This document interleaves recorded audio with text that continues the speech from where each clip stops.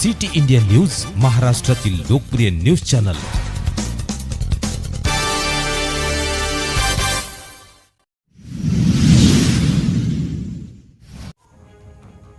मौदा येथे लोकशाहीर अण्णाभाऊ साठे जयंती साजरी।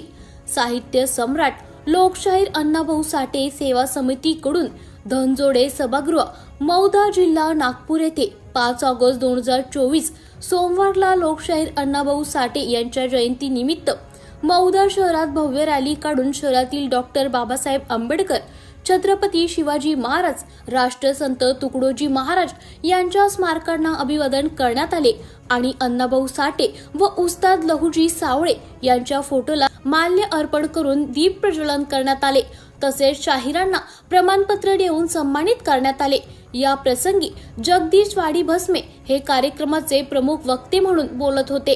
त्यांनी अण्णाभाऊ साठे यांच्या जीवनावर प्रकाश टाकत अण्णाभाऊ साठे यांच्या मराठी भाषा साहित्यामधील योगदानामुळे त्यांचा जन्मदिवस मराठी राजभाषा दिवस म्हणून महाराष्ट्र शासनाने साजरा करावा आणि त्यांनी शायरीतून केलेले प्रबोधन, संयुक्त महाराष्ट्र चळवळीतील सहभाग, साहित्यामधील योगदान यामुळे त्यांना महाराष्ट्र सरकारने महाराष्ट्र भूषण व केंद्र सरकारने भारतरत्न पुरस्कार द्यावा अशी मागणी जगदीश वाडी भस्मे यांनी केली।